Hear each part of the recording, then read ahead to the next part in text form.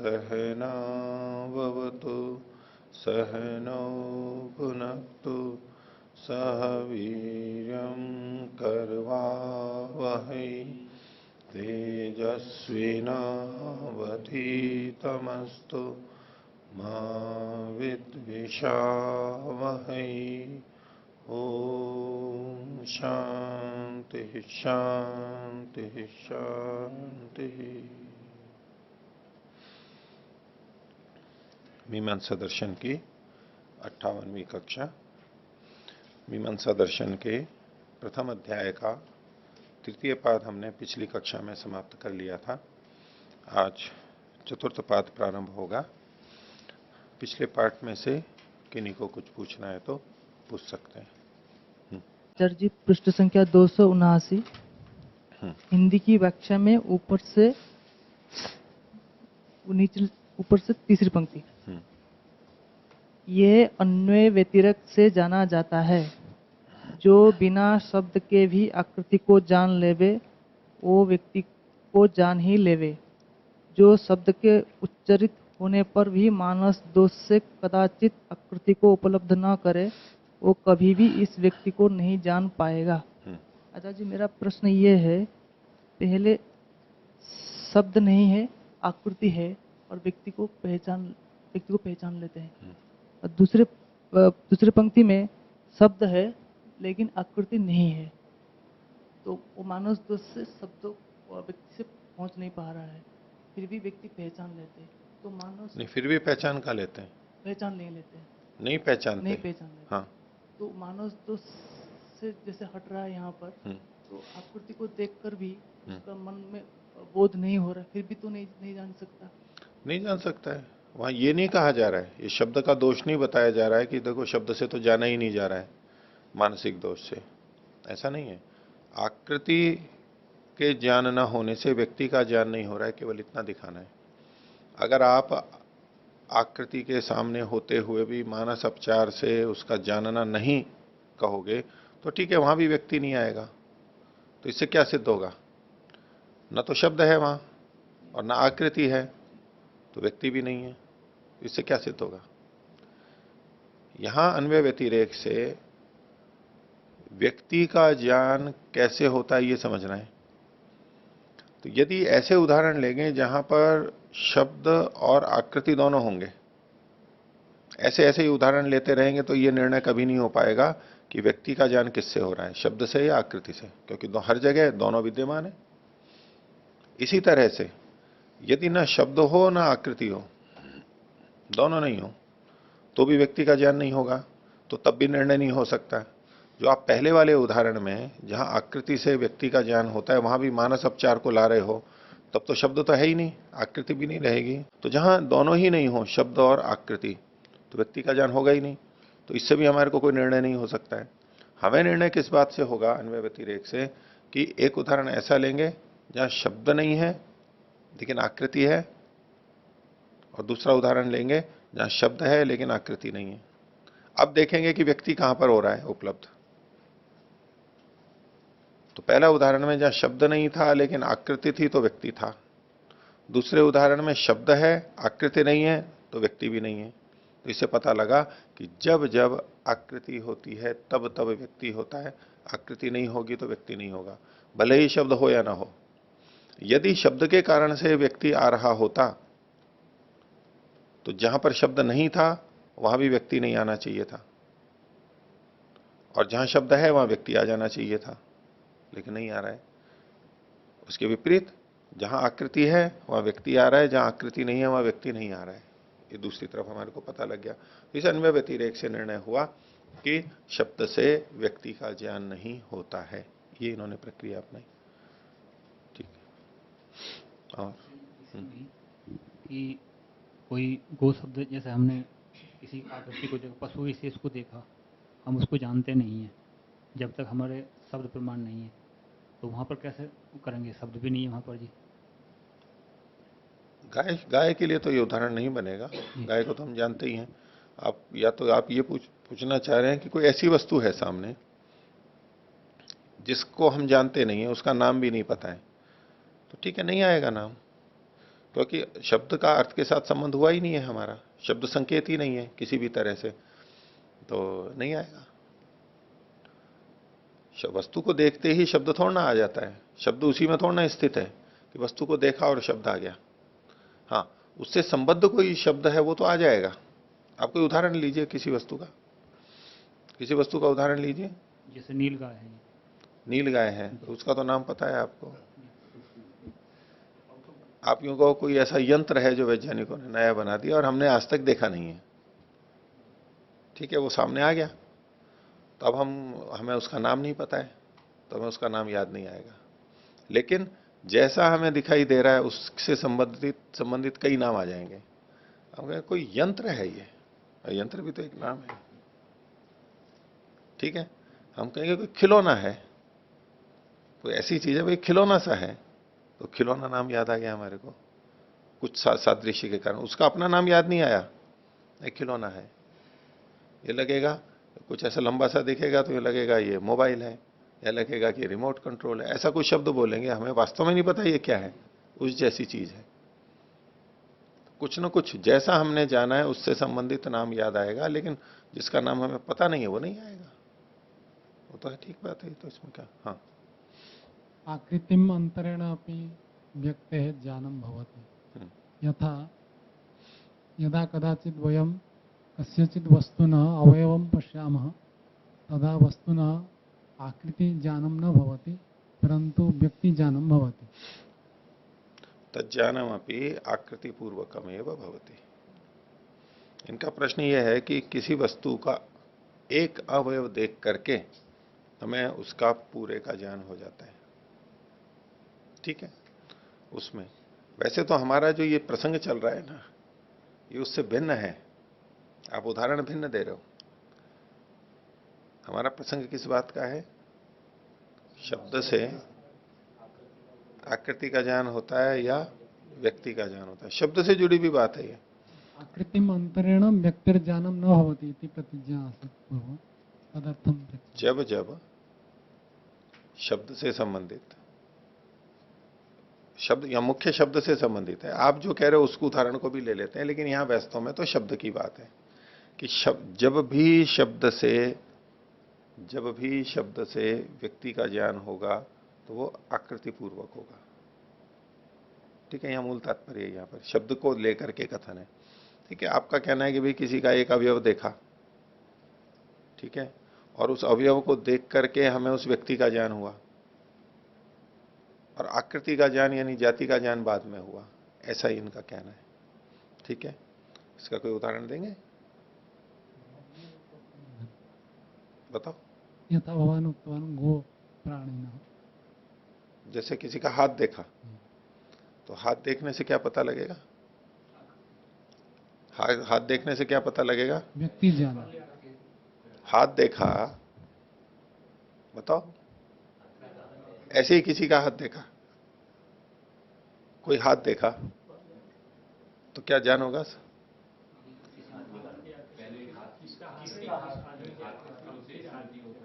मनुष्य का ज्ञान आएगा, मनुष्य का हाथ है तो मनुष्य का ज्ञान आएगा ना, और फिर व्यक्ति आएगा। हाँ, आपका हाथ पहचाना हुआ अगर है तो आप हाथ को पहचानते हैं, वो आपके पक्ष में फिर भी उदाहरण बनने की तरफ हो सकता है, लेकिन वहां भी नहीं बनेगा कि कोई हाथ पहचाना हुआ है हमारे को, या किसी का सिर पहचाना हुआ है, किसी की शिखा पहचानी हुई है, या कोई भी शरीर का भाग ऐसा जो हमारे को पहचाना है कि ये इसी का ही है। हाथ पे चिन्ह होते हैं इत्यादि, रंग रूप जो भी है, उसको देखते ही हमें क्या याद आता है? वो उसका है। आंखों को देख करके, इसको देख करके, जैसे कि अपराधी होते हैं और वैसे तो ढक ढक के जाते हैं, लेकिन उसका कोई भाग अगर दिख जाता है, आंखें दिख जाती हैं तो देखते हैं इसकी आंखें, नाक है, कान है, कोई चीज, पैर दिख गया, कोई चीज उनकी एक दिख जाती है, उससे भी पहचानते हैं उसको। तो वहां भी हमें पहले लगेगा कि ये हाथ है। ज्ञान जो हुआ, पहले किसका ज्ञान हुआ? हाथ का, सामान्य, हस्त सामान्य, आकृति जाति का ज्ञान। फिर होगा ये किसका है, व्यक्ति आएगा, फिर व्यक्ति बाद में आएगा। ये तो हाथ को देखने को हुआ, और उसके बाद में अब जब हम अनुमान कर रहे हैं कि वो व्यक्ति कौन है, तो पहले जब आया कि हाथ है तो इसका मतलब है कोई मनुष्य है, तत्काल आ जाएगा। फिर जब हमारे को आएगा कि ये हाथ उस विशिष्ट हाथ है, ये उस जैसा है, फिर व्यक्ति आएगा, बाद में आएगा हमेशा। हाँ, और कोई पूछना है? हाँ। भले ही पूर्व पक्षी हो चाहे सिद्धांती हो, अपने अपने पक्ष को तो तर्कपूर्वक बात तो रख रहे हैं, लेकिन दोनों को तो ये स्वीकार तो करना ही पड़ रहा है कि जाति और व्यक्ति को शब्द का पदार्थ मानना पड़ेगा। नहीं, संजय जाति बेद और करके वो व्यक्ति लोग मान दोनों रहे हैं। को नहीं, शब्द का पदार्थ है ये नहीं मानना पड़ रहा है। हम शब्द का उच्चारण करते हैं, हमें व्यक्ति का ज्ञान भी होता है और आकृति का भी ज्ञान होता है, इसमें कोई मतभेद नहीं है, होता है। लेकिन शब्द से आकृति का ज्ञान सीधे होता है या व्यक्ति का ज्ञान सीधे होता है, ये दोनों का ज्ञान होता है। तो सिद्धांती ने तो स्पष्ट यही कहा, शब्द से आकृति का ज्ञान होता है, फिर आकृति से संबद्ध व्यक्ति का ज्ञान बाद में होता है, वो आकृति से होता है, वो शब्द से नहीं होता है। ये तो मानते दोनों हैं कि दोनों का ज्ञान हो रहा है, लेकिन बात तो ये चल रही है कि शब्द से किसका ज्ञान होता है, शब्द से किसका ज्ञान होता है। और शब्द को छोड़ दीजिए, वैसे भी जो हम प्रत्यक्षादि करते हैं उसमें पहले किसका ज्ञान होता है, आकृति का या व्यक्ति का, सामान्य का या विशेष का।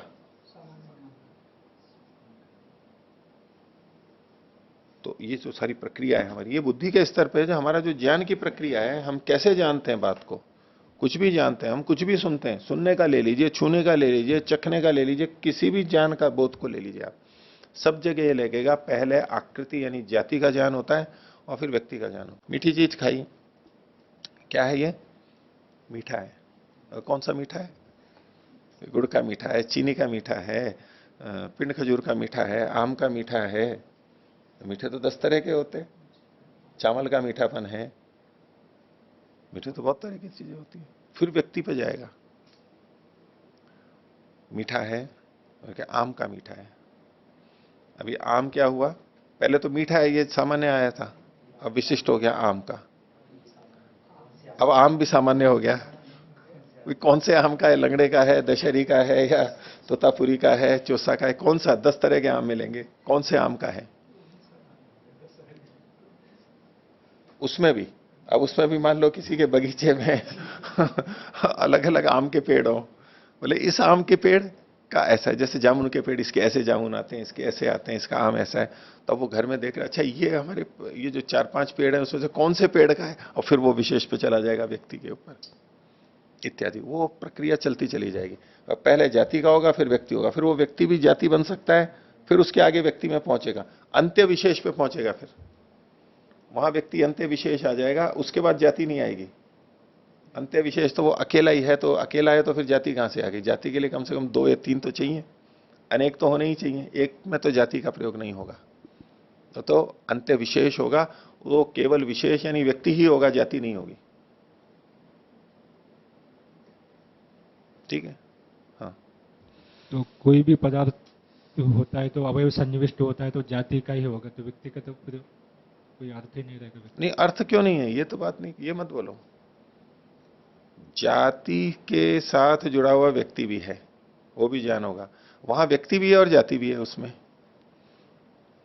ये विषय नहीं है कि उसमें केवल व्यक्ति है या जाति है, केवल जाति मिलेगी नहीं बिना व्यक्ति के, आधार ही नहीं है उसका।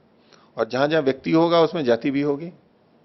ऐसा कोई उदाहरण सोच लो कि भाई कोई ऐसा उदाहरण मिलता है क्या। आप कहीं देखोगे भी तो ज्ञान के स्तर पर देखोगे, और ज्ञान के स्तर पर देखोगे तो वहां ज्ञान के स्तर पर व्यक्ति भी मिल जाएगा आपको। ज्ञान के स्तर पर अगर जाति देखोगे कि भाई गोत्व है, कहा कि भाई वहां गाय है, गोत्व जाति है और गो व्यक्ति है। बोले देखो गोत्व जाति हमारे यहां पर है और यहाँ गो व्यक्ति नहीं है। कौन सा गो व्यक्ति, वो वाला, वो पशु वाला 4 पैर वाला, वो तो यहां नहीं है। भाई वो तो नहीं है, लेकिन गो ज्ञान के रूप में तो गो व्यक्ति वहां पर भी मिलेगा आपको। जब आप जाति को यहां पर ज्ञान में देख रहे हो तो व्यक्ति भी ज्ञान में वहां पर मिलेगा, उसके साथ साथ मिलेगा ही वो। कोई उदाहरण आप देख लीजिए, कोई अपवाद नहीं मिलेगा ये इसका। इदम पुस्तकम इयम लेखनी अयम विद्यार्थी अत्र वयम सर्वनाम शब्दानां प्रयोगं कुर्मः। एतद् व्यक्तिवाचकाः एव शब्दाः सन्ति, जातिवाचकाः न सन्ति। सर्वनाम विशेषण, यद्यपि ये सर्वनाम हैं, ठीक है, अयम इयम एतत् जो भी है, इदम, ये सर्वनाम हैं, सबके नाम हैं, लेकिन अभी किसी के विशेषण के रूप में आ रहे हैं, सर्वनाम विशेषण है ये। और जिस समय हम कहते हैं अयम बालकः, तो अब हम किसी को संकेतित कर रहे हैं, शब्दों से नहीं, शब्दों के अलावा और संकेत हैं हमारे, वो परिस्थिति है, हम किसी एक को लिए कह रहे हैं और किसी के लिए नहीं कह रहे हैं, एक ही के लिए कह रहे हैं। अब वहां पर व्यवहार से हमारा पता लग जाता है, उसी के लिए कह रहे हैं। इसमें क्या बात है? तो शब्द से अर्थ व्यक्तिरभूत न तो आकृति। पहले जाति आएगा। यहां भी जब हमने कहा कि यह लेखनी है, जिस समय ये लेखनी कहा, तो आपका ये कहना है कि यहां देखो व्यक्ति आया, जाति तो आया ही नहीं। नहीं, यहां भी पहले जाति आई है और फिर व्यक्ति आई है। यही तो मीमांसा यही तो कहना चाह रही है कि जब हमने लेखनी शब्द सुना तो पहले लेखनी सामान्य का बोध हुआ और फिर व्यक्ति का बोध हुआ। वहां पर यही तो अंतर है। इयम लेखनी, केवल लेखनी शब्द तो इयम लेखनी, यह एक लेखनी है। अब जिस समय जैसे ही कहा कि यह एक लेखनी है, तो पहले लेखनी सामान्य आएगा। जैसे किसी ने कहा कि लेखनी, आप पहचानेंगे ना कि लेखनी है या नहीं है, आप पहचानेंगे या नहीं। एकदम से किसी ने कहा कि यह कागज है और आपने कहा कागज है, तो ये आपने परीक्षा भी कर ली। जैसे ही किसी ने कहा ये कागज है, तो आप पहले देखेंगे हाँ कागज जैसा है या नहीं है, पतला है, सफेद है, क्या है, परीक्षा कर ली पहले। और वो परीक्षा किस रूप में? कि व्यक्ति के रूप में नहीं, जाति के रूप में। करगलत्व, कागजत्व, इसमें कागजपना है या नहीं है, ये आपने पहले देखा है, और फिर वो होने के बाद में कहा ये एक व्यक्ति कागज है। वहां भी जाति ही आएगी, आकृति ही आएगी पहले। भिन्नम वाक्यम इयम लेखनी मम अस्ति, तो तत्र मम लेखनी अस्ति, तो व्यक्ति विशिष्टमेव भवति, जाति विशिष्टम पश्चात भवति। पूर्वं तो मम लेखनी, इयम लेखनी मम अस्ति, तो इयम शब्द अत्र व्यक्तिमेव निर्दिशति, न तो आकृति। इयम शब्द व्यक्ति को कह रहा है, लेकिन इयम शब्द पहले इयम इस सामान्य को कह रहा है। अब जो संकेत कर रखा है उससे वो इसी पे जाकर के टिका है। इयम लेखनी, ये जो इयम शब्द है ये तो सर्वनाम है वैसे भी, और जो सर्वनाम हुआ तो वो तो सामान्य हो ही गया, जातिवाची शब्द हो ही गया, सर्वनाम है, सबका नाम है। पर अब चूंकि ये संकेत आदि किए गए तो वो यहां पर आकर के जुड़ेगा, सबका नाम होते हुए बाद में इस व्यक्ति पे आएगा। शब्द जो इयम बोला है, इतने मात्र से इसका संकेत नहीं होता है। इयम लेखनी, न केवल इयम शब्द, न केवल लेखनी शब्द, इयम लेखनी। तो आप दोनों शब्दों का बोलना चाहते हो, एक शब्द का? वही हो, दोनों का भी। यह है पहली बात, तो इयम में कहा, वहां सामान्य आएगा, फिर साथ में इयम मतलब ये हाथ में पकड़े रखी है, तो अब ये विशेष हमने अलग संकेत कर रखा है, इससे व्यक्ति आ रहा है, इयम शब्द से व्यक्ति नहीं आ रहा है। एक एक करके उत्तर दे रहा हूं आपको। और लेखनी भी जब कहा, तो जैसे ही लेखनी कहा तो ये लेखनी है या नहीं है, इसे लेखनित्व के लिए हम पहले परीक्षा करेंगे इसकी, फिर व्यक्ति पे जाएंगे, हाँ ये एक लेखनी है, एकदम हम पहचानते हैं ये लेखनी है, हाँ लेखनी है। जाति पे ही जाएंगे हमेशा, आकृति पे ही जाएंगे। और जब भी कोई इसको देखेगा, आप जाति शब्द हटा दें, आकृति मतलब इसका रंग रूप यूं देखेंगे, तो इसको देखते ही सबसे पहले लगेगा ना ऐसे लंबी चौड़ी इस रंग की है, यही आएगा ना। उसके बाद में फिर व्यक्ति, अच्छा हाँ ये एक है, हाथ में पकड़ी भी है, ऐसी है, मेरी है, तेरी, जो भी है, वो आगे जुड़ेगा। और कोई? जैसे कोई नई चीज देखते तब तो केवल व्यक्ति ही सीधा बोध होगा, जो हमने पहले कभी देखे नहीं, ऐसा यंत्र आदि कुछ। जाति नहीं आती है वहां पर, उस व्यक्ति को देखने के बाद जाती है। उस व्यक्ति वाली जाति नहीं, लेकिन दूसरी जाति आएंगी जिसको भी हमने देखा है। द्रव्यत्व जाति आ जाएगी या नहीं? ये एक द्रव्य है, लंबा चौड़ा, ये ठोस है, ये द्रव है, कैसा भी है, बड़ा है, छोटा है, ऐसी बहुत सारी जातियां आ जाएंगी। जड़ है, चेतन है, वो सब पहले आ जाएगी। जो हमारे को ज्ञान हुआ है उसकी पहले जाति आ जाएगी, फिर व्यक्ति आएगा। हाँ, ये जो व्यक्ति है, अभी तो हमें व्यक्ति का ही नहीं पता है, व्यक्ति का ही नहीं पता है, तो उसकी जाति भी कहां से आएगी? उस व्यक्ति का पता है ऐसी ऐसी चीजें होती हैं, तब फिर हमें उसका जाति का बोध पहले से हुआ रहता है। तब जब हम उस वस्तु को देखेंगे तो जाति पूर्वक व्यक्ति का ज्ञान होगा। यहां जो आप कह रहे हो ना ये एक व्यक्ति है, वो व्यक्ति जाति हो जाएगी। ये भी एक व्यक्ति है, ये भी एक व्यक्ति है, ये भी व्यक्ति है। व्यक्तित्व मतलब उसकी सत्ता, सत्तात्व तो वो तो एक जाति वहां पर आ जाएगी, जाति ही पहले आएगी। जो हमें व्यक्ति का, जिस रूप में व्यक्ति का ज्ञान हो रहा है उसकी जाति वहां पर आएगी, आती है। ठीक है, सत्ता ही जाती होगी, फिर व्यक्ति अलग। सत्ता सत्ता जाती है ना, पर सामान्य है वो। फिर व्यक्ति क्या जैसे अंत्य विशेष है, अंत्य विशेष है, ऐसे पर सामान्य भी है, वैशेषिक के अंतर्गत आता है ये। पर सामान्य है यानी सत्ता से तो रहित कोई भी नहीं है, सब जगह ही है वो, इतनी व्यापक सबसे बड़ी जाति है सत्ता, पर सामान्य बोलते हैं। हाँ, उस व्यक्ति को हमने जाति बना दिया तो फिर व्यक्ति को जाति नहीं बनाया, व्यक्ति का तो अभी पता ही नहीं है, आप कह रहे हो ना अनजान चीज है वो, व्यक्ति का तो हमें पता ही नहीं लग रहा है। तो अब उसमें जिस रूप में भी हमें जातियां दिखाई दे रही हैं उस रूप में हमें व्यक्ति भी दिखाई देगा कि ये एक सत्ता वाली चीज है, ये भी एक सत्ता वाली चीज है। अब ये जो एक सत्ता वाली है ये व्यक्ति आ गया है, सत्ता वाली तो सारी चीजें होती हैं, सत्तात्व को देख करके इसका एकत्व का भी ज्ञान हो रहा है। हाँ, ये एक सत्ता वाली है, हम सत्ता को जान करके, सत्ता जाति को जान करके व्यक्ति पे पहुंच गए, यहां भी व्यक्ति पे पहुंच रहे हैं, जाति से व्यक्ति में ही पहुंचे। और विचार कर लेना, वैसे एक महत्वपूर्ण विषय है इसका, मीमांसा का, ये जो हम अभी पढ़ रहे हैं सिद्धांत की दृष्टि से एक नयापन है, और समझ में आ जाए तो ठीक है, अच्छा ही लगता है, और नहीं तो थोड़ा समझने में उलझन है, और आप व्यवहार में आप इसको देखेंगे तो आपको ऐसा ही प्रतीत होगा। और कोई प्रश्न हो तो बोलो। ठीक है, और कोई नया प्रश्न?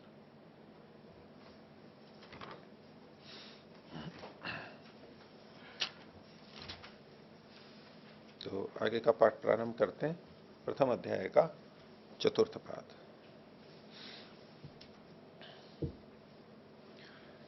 इसका नाम है उद्भिद अधिकरणम। उद्भिद एक नाम है, पहले हम अर्थ संग्रह में भी देख चुके हैं, उद्भिदा यजेत, पशु काम आदि जो साथ में जोड़ दीजिए आप, उद्भिद शब्द आया है वहां पर।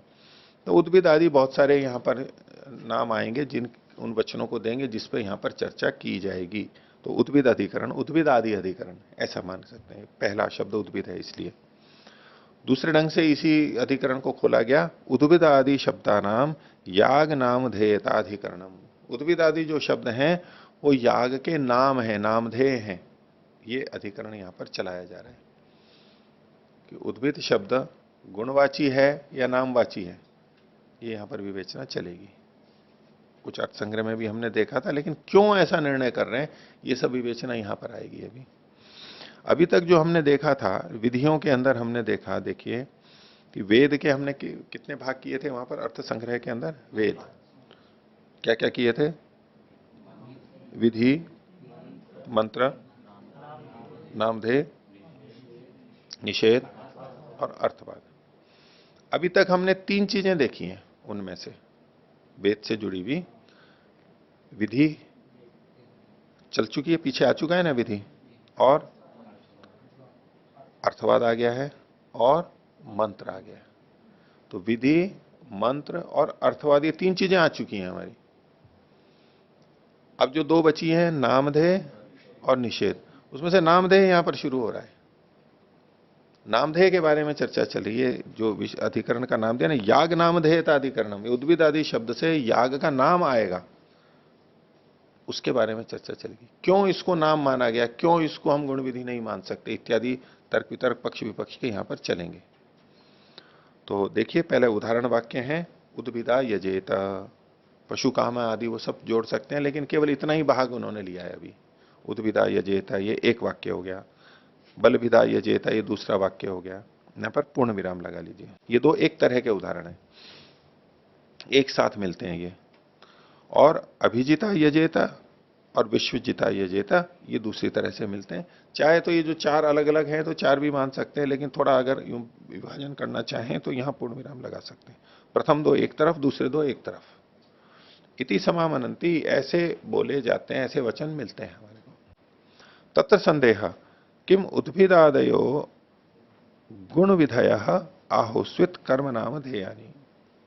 ये जो उद्भिद आदि शब्द हैं ये गुण की विधियां हैं कि कर्म तो कुछ और है और उसमें गुण का विधान किया जा रहा है कि ये याग करेंगे तो इसमें कुछ गुण विशेष बताया जा रहा है उद्भिद से।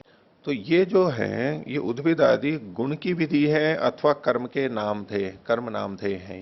कर्म का नाम बताया जा रहा है या गुण विधि है, ये प्रश्न उठा हुआ है। सिद्धांत पूछ रहा है कुतः संशय, आपको संशय क्यों हुआ? देखो ये एक बहुत शैली है, यहां पर भी पूछते हैं, न्याय में भी आता है, लेकिन यहां खासतौर से आता है। सामने वाला कहे कि भाई ये होता है या ये होता है, एक तो हम सीधा उत्तर देने लग जाते हैं,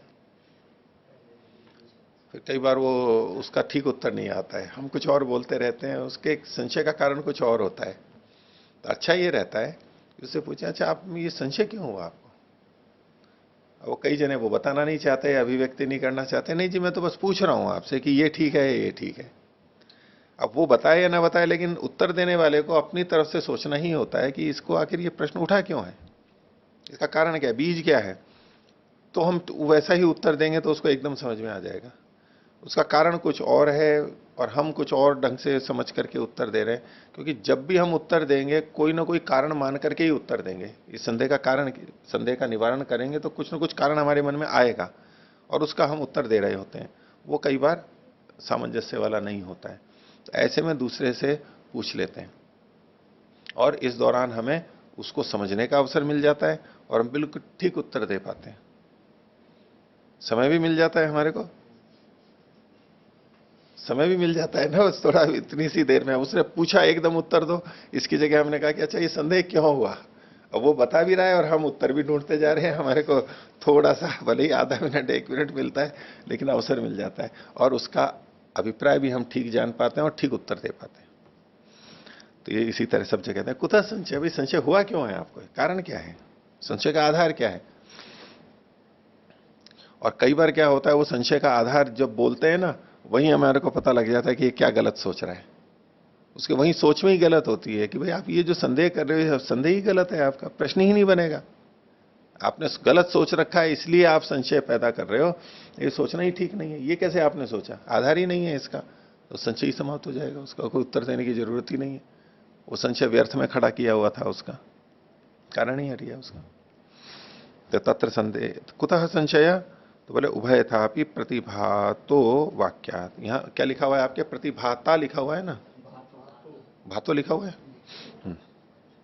उभय था प्रतिभातो वाक्यात, वाक्य से दोनों ही तरह से प्रतिभात होता है।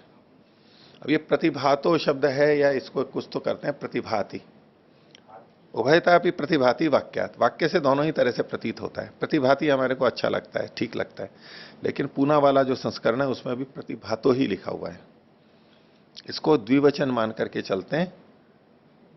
प्रतिभातः उभयथा दोनों तरह से प्रतीत होता है, लट लकार प्रथम पुरुष द्विवचन। अटपटा लग रहा है वैसे हमारे को, वाक्य हम प्रतिभाति ही बोलते हैं, उभयतापि प्रतिभाति, तो उभयतापि प्रतिभातो वाक्यात, वाक्य तो उभयतापि प्रतिभातो प्रतिभाषित होता है, दो चीजों के लिए कह रहे हैं, दो चीजें प्रतिभाषित हो रही है ना, ये भी प्रतिभाषित होता है वो भी प्रतिभाषित होता है, तो द्विवचन का प्रयोग किया गया है यहां पर। और दूसरा इसको अन्य भी ढंग से देखते हैं, इसको मैंने मणि द्रविड़ जी से भी पूछा था, तो उन्होंने इसको क्षत्रिय प्रत्यांत मान करके किया था, उत्तर दिया था।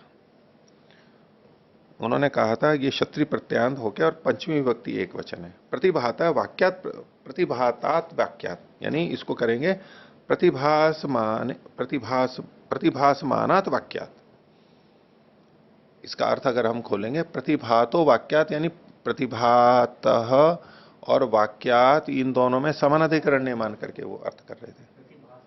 प्रतिभा इसको क्षत्रिय प्रत्यांत मान के पंचमी का एक मान करके एक वचन मान के वाक्य से जोड़े, प्रतिभाषित हो रहे वाक्य से दोनों ही प्रकार से देखा जाता है, पर ये ज्यादा संगत लगता है। प्रतिभा तो जो है द्विवचन में, प्रथम लटलकार प्रथम पुरुष द्विवचन, उभयतापि वाक्यात प्रतिभाता है, नहीं तो क्रिया नहीं आएगी ना इसमें, और उस पक्ष में फिर हमें क्रिया का अध्याहार करना पड़ेगा। आगे कैसे, तो उद्भिद इति एष शब्दो यजेता इत्यनेन संबध्यते, ये जो यहाँ उद्भिद ये शब्द है, उद्भिदा यजेता इसको लेकर के चल रहे हैं, बाकी जगह फिर इसी तरह घटा देंगे। उद्भिदा यजेता में उद्भिद ये शब्द यजेता इसके साथ में संबद्ध हो रहा है, क्रिया के साथ में संबंध होता है, कारकों का क्रिया के साथ संबंध होता है, वाक्य में वहीं जाकर के जोड़ते हैं वो, तो बोले उद्भिद शब्द यजेता इसके साथ में संबद्ध हो रहा है। अब इस पर प्रश्न कर रहे हैं, स किम वैयधिकरण्येन संबंधम उपैति, उद्भिद शब्द यजेता के साथ में समानाधिकरण्य से जुड़ रहा है या वैयधिकरण्य से जुड़ रहा है। समानाधिकरण्य का क्या मतलब होगा, अब पहले वैयधिकरण कहा स किम वैयधिकरण्येन संबंधम उपैति, भिन्न भिन्न अधिकरण है ऐसा वो मान करके प्रयोग किया गया। कैसे? उद्भिदा द्रव्येण यागम अभिनिर्वर्तयेत इति। तो देखो इसको खोल दिया, ये वाक्यार्थ बोध बनाया। जब इनमें वैयधिकरण्य मानेंगे तो वाक्यार्थ बोध क्या होगा?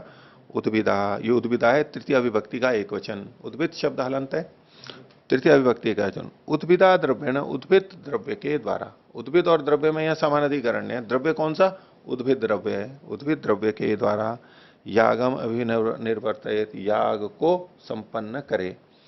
अब यहां पर उद्भिदा द्रव्येण, उद्भिदा में है तृतीय विभक्ति एक वचन और यागम में है द्वितीय एक वचन, तो समान अधिकरण नहीं हुआ। समान अधिकरण होता है तो समान ही विभक्ति वचन होते हैं, लिंग वचन विभक्ति समान होते हैं। अब इसमें अलग अलग हैं तो इससे पता लगा कि एक अधिकरण नहीं है। इसके लिए जैसे लौकिक उदाहरण दे लेते हैं समान अधिकरण के। मान लो ये कहें कि काला सांप, तो काला और सांप ये अलग अलग नहीं है, एक ही जगह पे है, ठीक है। और वैयधिकरण का हम कहेंगे तो चक्रपाणी कह लें या तो दामोदर कह लें, ठीक है, चक्रपाणी कह लिया। तो चक्रपाणी का मतलब चक्र है, पाणी यानी हाथ में जिसके। चक्रपाणी किसको बोलते हैं? कृष्ण को बोलते हैं।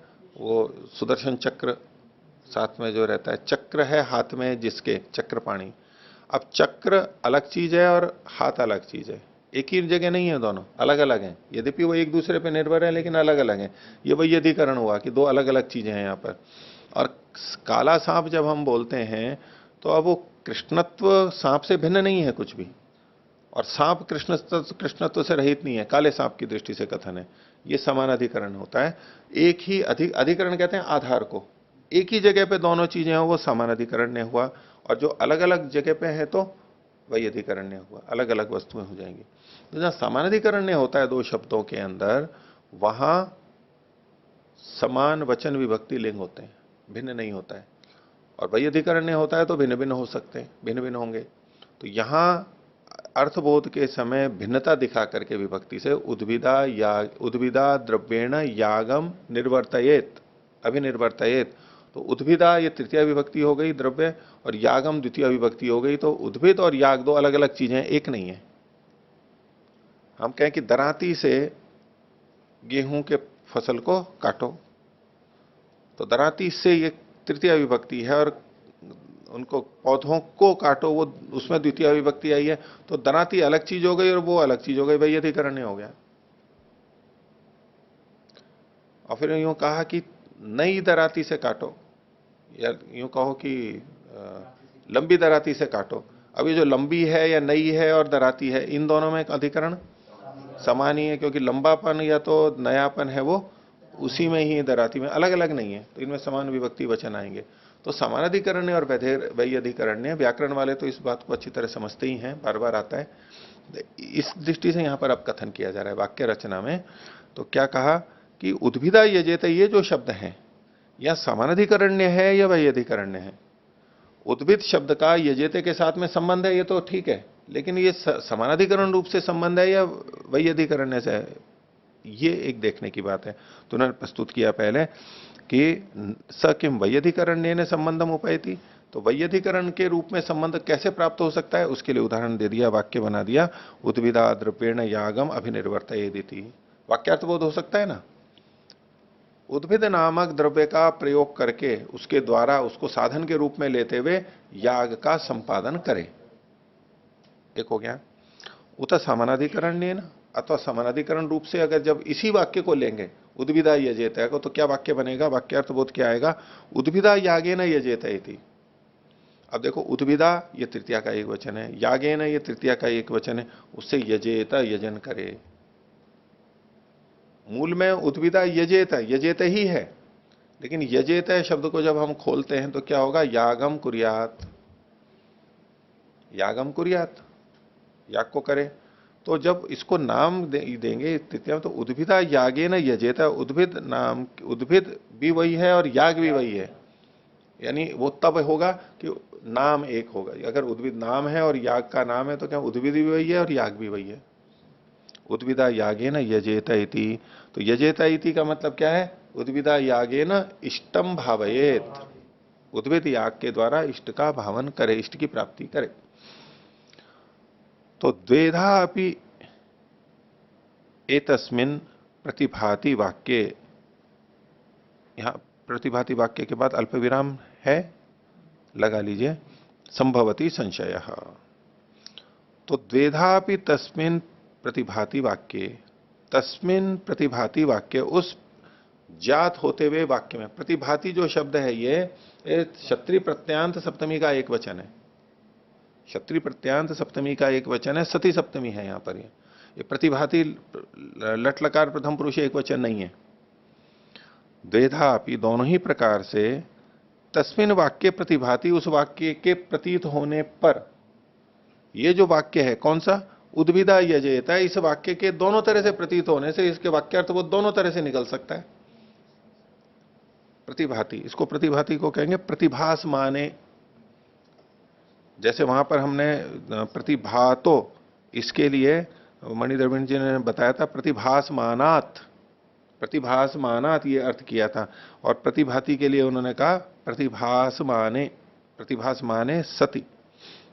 वो यहां पर सती सप्तमी ही आएगी और क्षत्रिय प्रत्यांत ही माना जाएगा। ये उसी तरह अर्थ संगत है। क्या कि दोनों ही प्रकार से उस वाक्य के प्रतिभाषित होने पर संशय संभवती, संशय होता है, उत्पन्न हो जाता है, क्योंकि वाक्य दोनों तरह से प्रतीत हो रहा है, इसलिए संशय उत्पन्न हो जाता है। तो आप पूछा किम तावत प्राप्तम, तो फिर अच्छा क्या प्राप्ति हो रही है, क्या ज्ञान हो रहा है, वास्तविकता क्या है, क्या समझ में आ रहा है? किम प्राप्तम यानी क्या समझ में आ रहा है आपको, ज्ञान क्या हो रहा है? ज्ञान गमन प्राप्ति समानार्थक, प्राप्ति मतलब तो अवगमन। तो क्या हो रहा है आपको, आपको क्या समझ में आ रहा है? तो पूर्व पक्षी अपनी बात को रख रहा है। पहला सूत्र, उक्तम समाम्नाय ऐदम अर्थ्यम अल्प विराम तस्मात् सर्वम तदर्थम स्यात्। उक्तम ये पहले कहा ही चुका है कि समाम्नाय ऐदम अर्थ्यम, समाम्नाय जो है शास्त्र के वचन है उनका इसके लिए होने से, इदम अर्थ का इदम अर्थ, इदम अर्थम, उसको ऐदम अर्थ्यम, उसका भाव इदम, उसका इसी के लिए वो है। ये किसके लिए है? तो पीछे का आम्नायस्य क्रियार्थत्वात्, आम्नाय किसके लिए? क्रिया के लिए। पहले कह चुके हैं, दूसरे पाद के का पहला ही सूत्र है। दूसरे ढंग से और कह देते हैं कि ये धर्म के बोध के लिए है, ये क्रिया के लिए है, ये कर्म के लिए है, विधि के लिए है, इस तरह से। तो चूंकि आम्नाय इसके लिए है, तो आम्नाय में जो भी चीज की जाती है वो किसके लिए?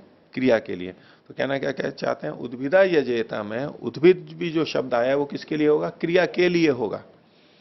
और जो क्रिया के लिए होगा तो क्रिया अलग चीज होगी और ये अलग चीज हो गया। तो क्या अर्थ निकलेगा? वैयधिकरण्य होगा। और वैयधिकरण्य होगा तो उद्भिद द्रव्य का प्रयोग करते हुए याग को करे। अब उस दृष्टि से देखेंगे तो क्या होगा? याग में उद्भिद गुण का विधान किया जा रहा है, गुण विधि आ जाएगी। यदि वैयधिकरण लेंगे तो यहां गुण विधि आने लग जाएगी, और समानाधिकरण देखेंगे तो नाम विधि आने लग जाएगी, नामधेय हो जाएगा, वो नाम आने लग जाएगा, अंतर पड़ जाएगा। उससे अर्थ कैसा कर रहे हैं उससे पता लगेगा। तो पूर्व पक्षी गुण विधि के पक्ष में है, नामधेय के लिए नहीं है। तो उक्तम समाम्नाय ऐदम अर्थ्यम तस्मात् सर्वम तदर्थम स्यात्, इसलिए जो कुछ भी है वो उसी के लिए होगा, क्रिया के लिए ही होगा। जो कुछ भी है वो क्रिया के लिए ही है, इसलिए यहां पर भी लगेगा।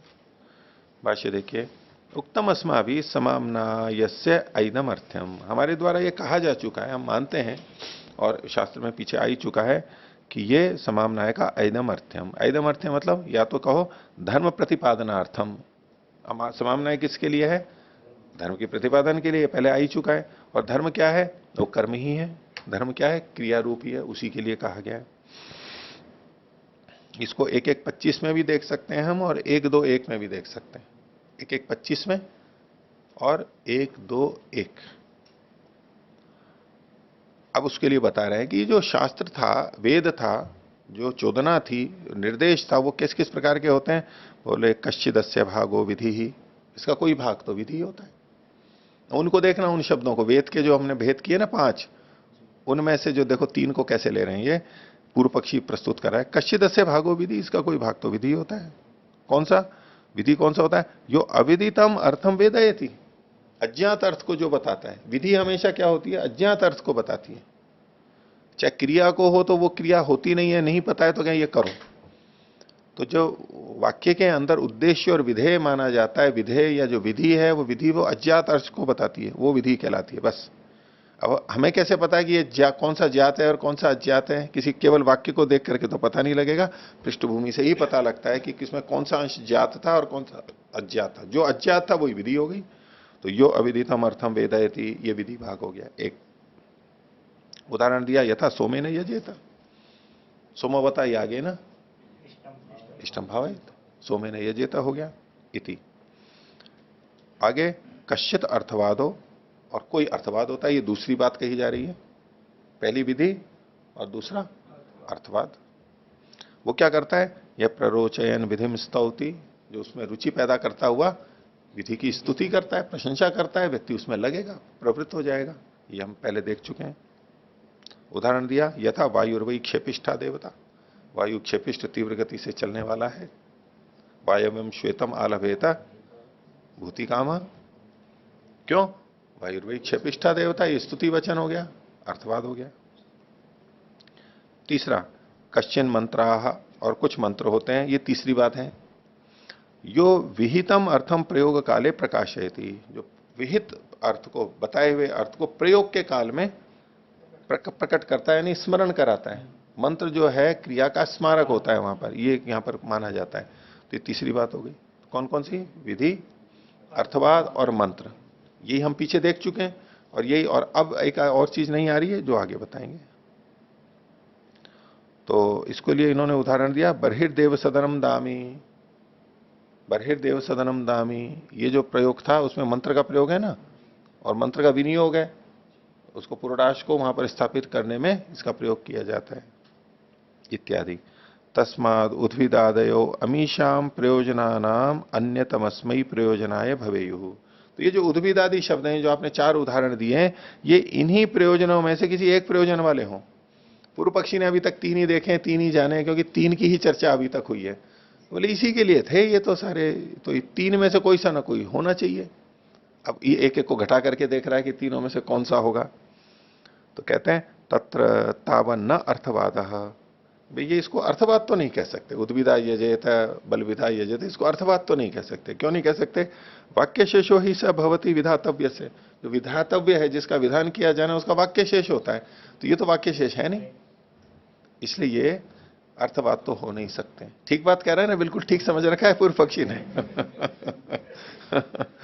आगे न च मंत्र, ये मंत्र भी नहीं है, ये पूर्ण विराम लगा रखा है, इसको काट दीजिए, अल्प विराम ले लीजिए। क्यों मंत्र है? मंत्र नहीं है।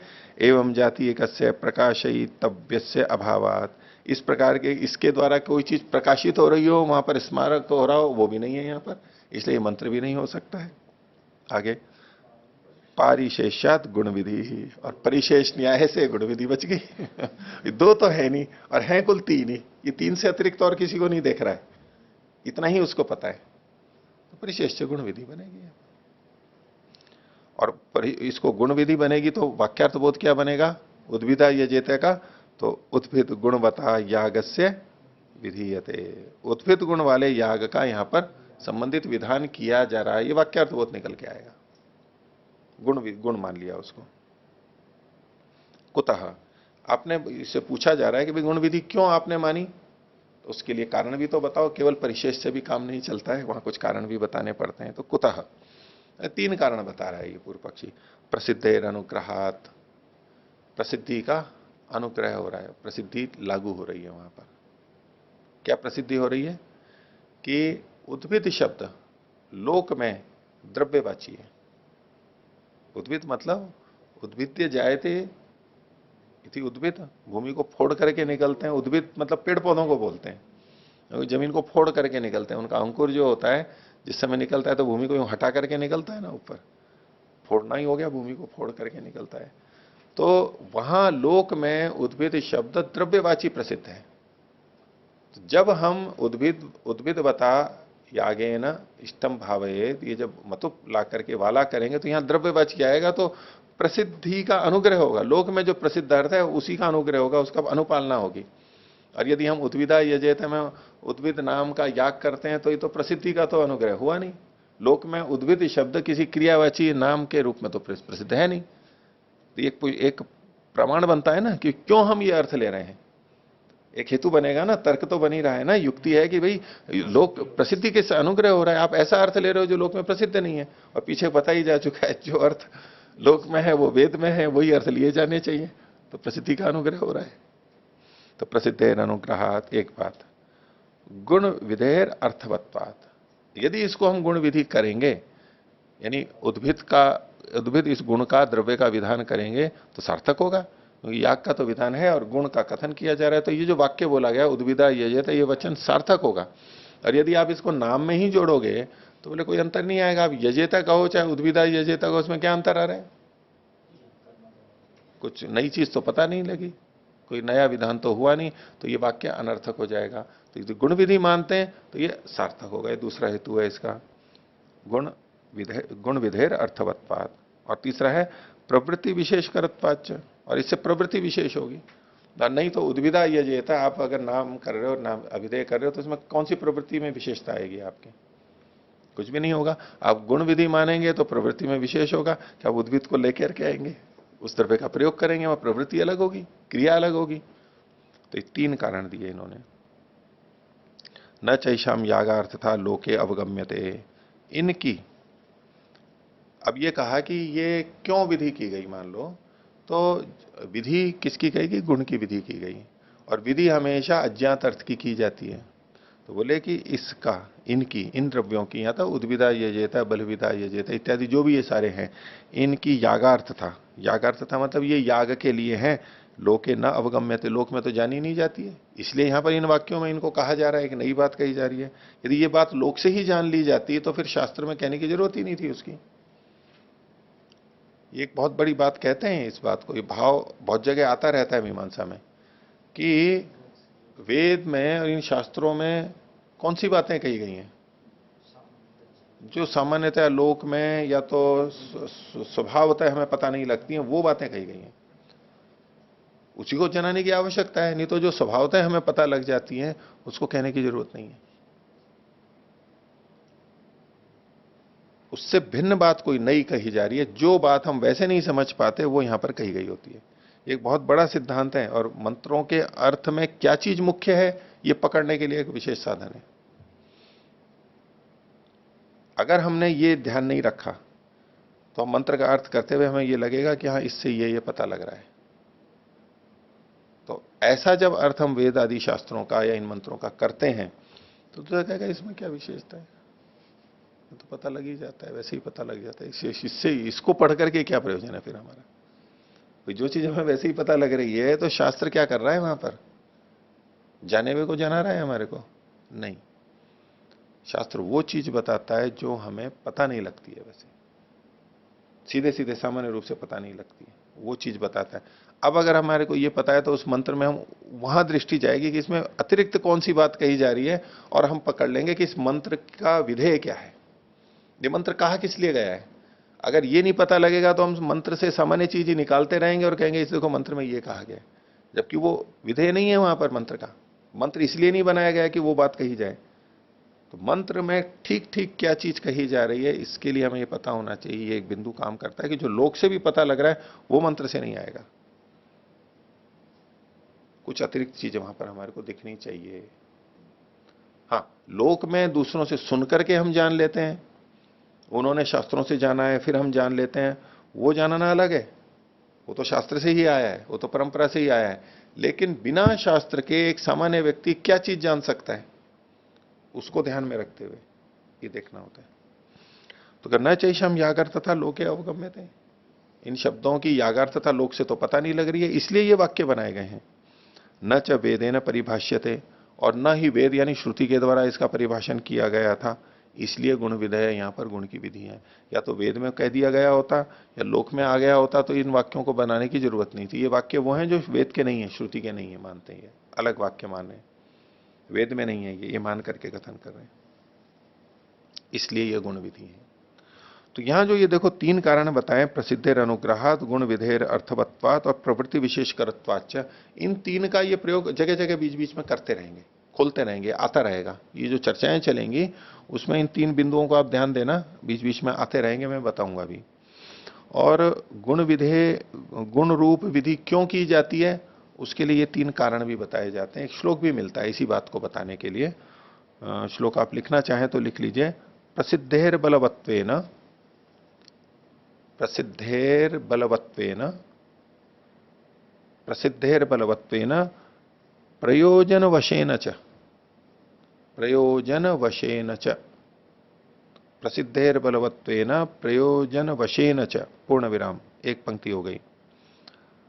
आगे है अधिकत्वात् प्रवृत्तेश्च, अधिकत्वात् प्रवृत्तेश्च, अधिकत्वात् प्रवृत्तेश्च गुण रूप विधीयते, गुण रूप विधीयते, अधिकत्वात् प्रवृत्तेश्च गुण रूपम विधीयते। दो पूर्ण विराम ले लीजिए, श्लोक पूरा हो गया।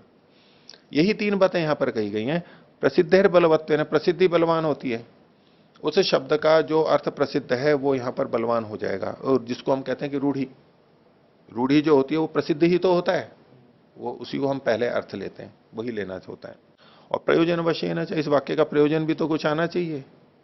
और तीसरा प्रवृत्ति के अधिक होने से, जब गुण विधि मानेंगे तो वहां पर एक विशेष प्रवृत्ति देखी जाएगी कि भाई इसको ऐसे करना है, इसमें ये चीज अतिरिक्त जुड़ रही है। आगे देखिए, अब इस पे पूर्व पक्षी प्रश्न कर रहा है, यदि गुण विधि ही, अगर आप इसको गुण विधि मानते हो तो न तरही कर्म विधि ये थे, फिर इसके द्वारा कर्म यानी याग का विधान तो नहीं किया जा रहा है।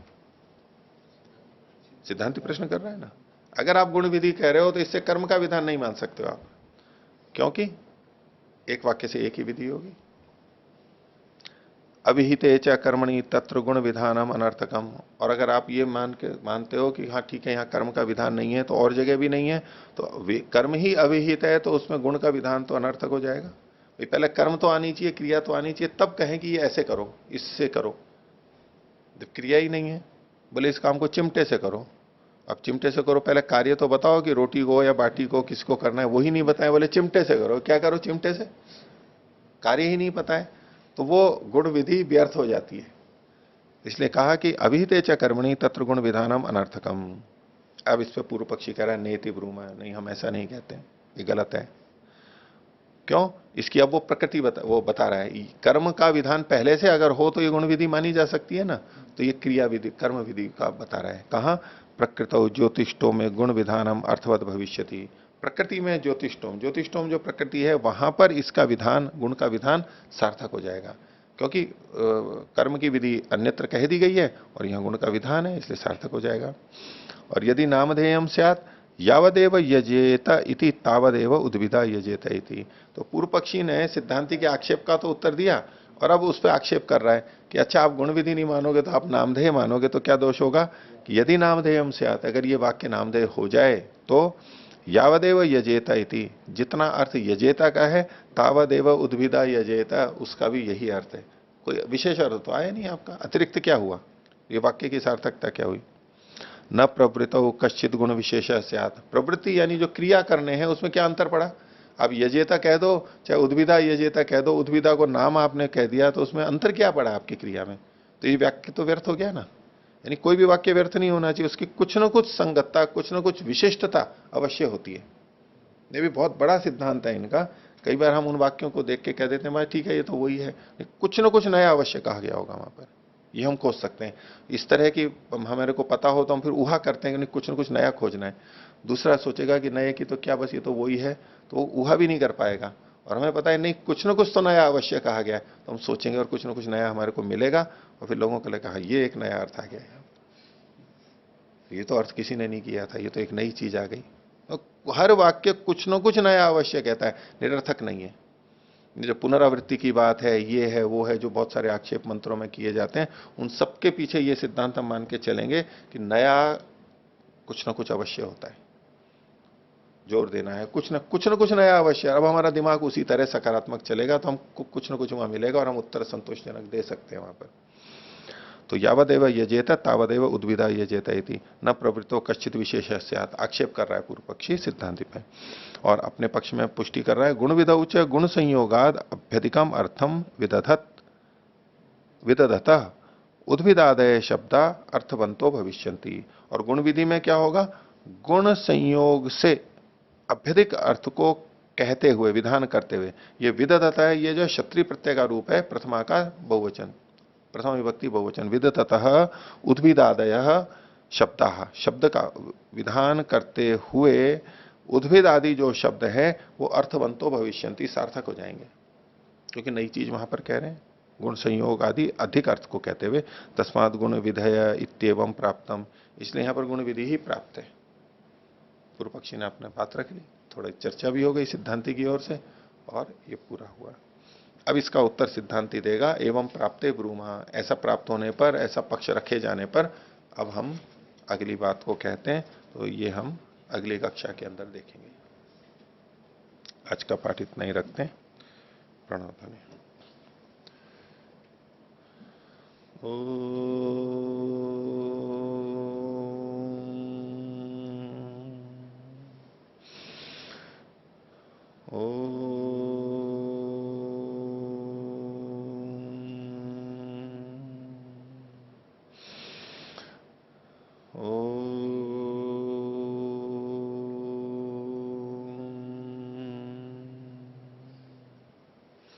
सभी को सादर अभिवादन।